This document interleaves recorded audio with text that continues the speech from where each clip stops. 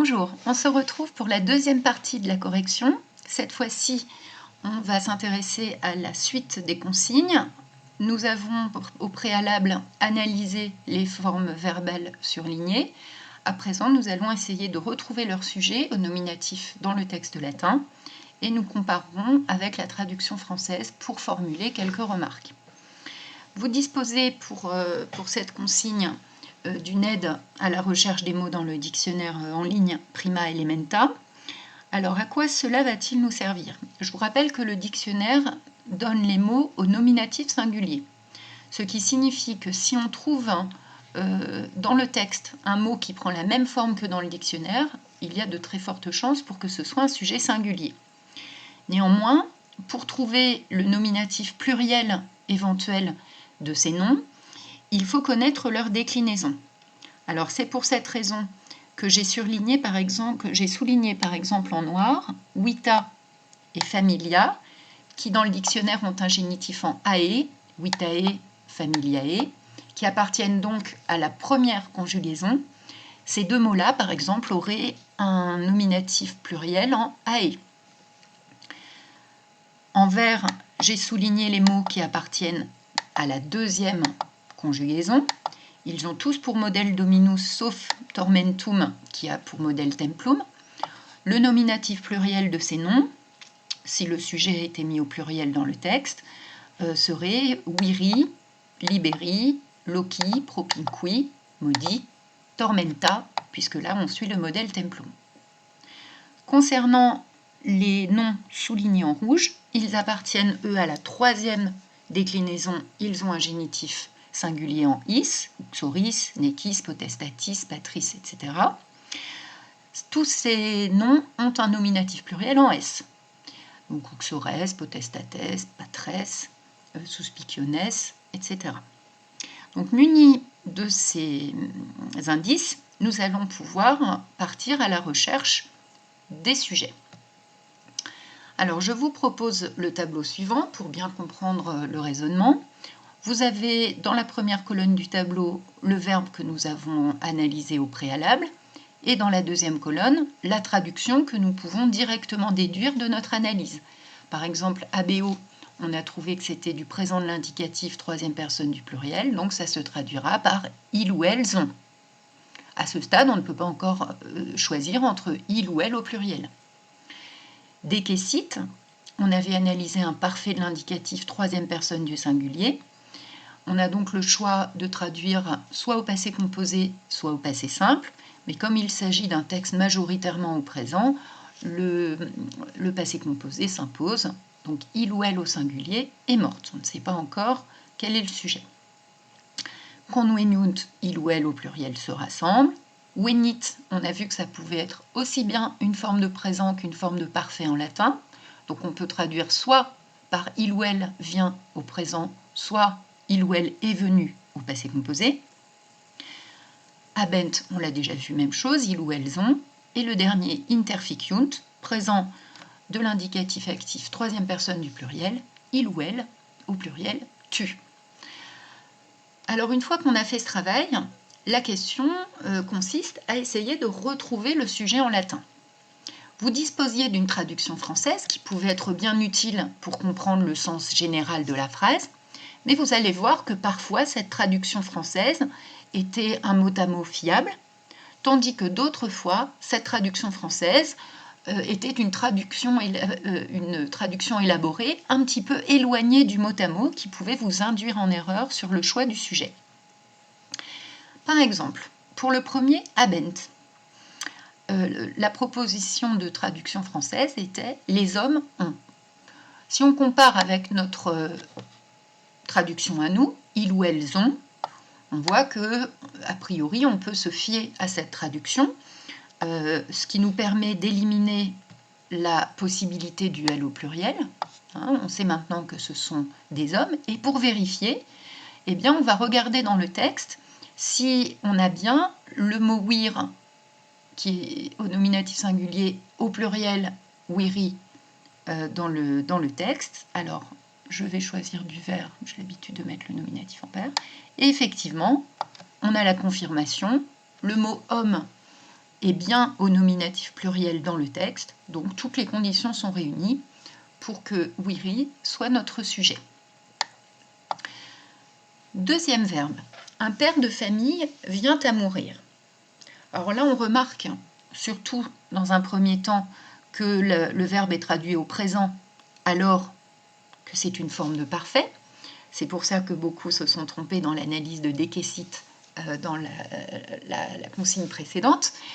Ceci dit, qu'on dise un père de famille vient à mourir ou un père de famille est mort, en fait, ça revient quasiment au même, mais la traduction française, la nôtre, est meilleure.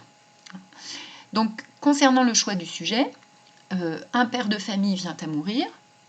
On vérifie que pater peut bien être un nominatif singulier. C'est le cas puisqu'il apparaît sous cette forme dans le dictionnaire. Cela nous permet d'éliminer la possibilité de traduction par elle au singulier et de confirmer que pater, alors le père de famille, donc pater familias, mais seul le mot pater est au nominatif singulier, familias lui est au génitif pluriel, le père de quoi, le père de famille, c'est un complément du nom. Pour ce qui concerne notre sujet au nominatif, seul pater est concerné, pater. Troisième verbe, ses proches s'assemblent. Il ou elle se rassemble. On est tout à fait dans une traduction similaire. Cela nous permet de choisir plutôt « il se rassemble » plutôt que « elle ». Et le mot qui signifiait « proche », c'était le mot « propinquus ». Comme il est au pluriel, il suffit de se rappeler que c'est un mot de deuxième déclinaison, et du coup, il a bien un nominatif pluriel en « i propinqui ». On vérifie dans le texte si c'est bien la forme que l'on trouve. C'est le cas ici, propinqui. Je laisse de côté eius parce qu'en fait, ça veut dire les proches de lui. Donc en fait, le eius est un génitif singulier que nous, en français, on traduit par un groupe nominal sujet, ses proches, mais le mot à mot, c'est les proches de cet homme, de ce père de famille. Eius désigne ici le père de famille. C'est un pronom personnel. Ensuite, ça se corse avec le verbe wenit. Le problème, c'est que nous avons justement, il faut se faire confiance, identifié une troisième personne du singulier, alors que dans le texte, on trouve non seulement une troisième personne du pluriel, mais en plus une traduction par on, qui nous paraît un peu éloignée du verbe venir. Alors, si on reprend les mots qui sont dans l'entourage de ce verbe dans le texte, qu'est-ce qu'on trouve? On trouve, entre les deux virgules, de morte sires in suspicionem venit. On peut donc s'interroger sur les mots qui sont dans l'entourage proche du verbe. Il y a donc morte, res, suspicionem. Certains ont pensé aussi à propinqui dans les propositions de sujet. On va voir laquelle de ces solutions est la bonne. Alors comment faire? Il suffit de vérifier si ces mots sont au nominatif, et nous ce qu'on cherche c'est un nominatif singulier. Autrement dit, on peut d'ores et déjà éliminer propinqui, qui est un nominatif pluriel, donc qui ne peut pas être sujet d'un verbe à la troisième personne du singulier. Le nominatif pluriel de mors, mortes, ne correspond pas à morte, la forme du texte, donc ça ne peut pas être un nominatif pluriel et encore moins singulier.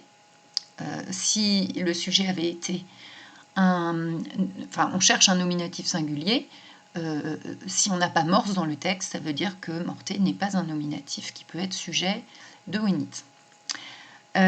Suspicionem, on peut regarder s'il peut s'agir d'un nominatif singulier. Or, le mot qu'on trouve dans le dictionnaire, c'est suspicio. Donc, le nominatif singulier, c'est suspicio. Il appartient à la troisième déclinaison. Son nominatif pluriel, c'est suspiciones. On peut l'éliminer. Il ne peut pas être sujet singulier. Donc, en fait, qu'est-ce qu'il nous reste? Il nous reste res. Et res, si on regarde dans le dictionnaire, ça peut être un nominatif singulier. Donc, res est en fait le sujet de wenit. je le souligne dans le texte, il est ici.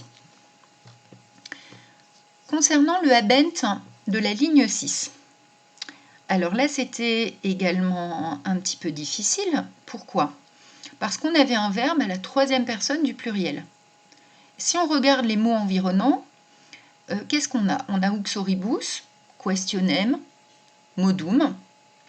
On peut s'interroger sur ces mots qui sont dans l'entourage proche de habent. Le problème, c'est que uxoribus, troisième déclinaison, c'est une terminaison de datif ou d'ablatif pluriel, donc pas du tout de nominatif pluriel. La seule solution possible, puisque tous les autres mots sont au singulier, modum c'est du singulier, questionem c'est du singulier, la seule solution qui reste, c'est de revenir à notre propinqui du départ. En fait, les proches s'assemblent et ils soumettent les femmes à la question. Donc propinqui va fonctionner comme sujet commun à conveniunt et habent. Dernier verbe, interficiunt, lui aussi est conjugué à la troisième personne du pluriel. Parmi les propositions de réponse qui m'ont été faites, on peut donc d'ores et déjà éliminer modus, qui est un sujet singulier, qui serait un sujet singulier. Modum d'ailleurs n'est pas au nominatif. Donc on élimine toujours notre uxoribus parce que uxor, uxoris donne uxoribus au datif ablatif pluriel, donc ça ne peut pas être un nominatif pluriel. Et il nous reste de nouveau les propinqui. Donc en fait, propinqui est sujet à la fois de conveniunt, de habent et de interficiunt.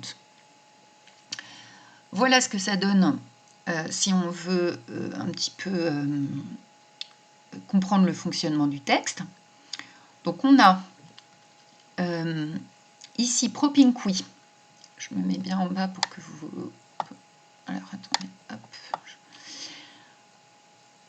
Voilà, on a ici propinqui qui va servir de sujet à conveniunt, qui est lui-même coordonné à habent par le petit et que j'ai souligné en rouge, qui est lui-même coordonné à interficiunt par le et ici que j'ai souligné en rouge. C'était probablement le type plus difficile, mais à l'aide de la traduction, vous pouviez comprendre que c'était les proches qui s'assemblaient, que c'était les proches qui soumettaient les femmes à la torture, et que c'était les proches qui les faisaient mourir. Donc les quelques remarques finales que l'on peut faire sur les traductions, c'est que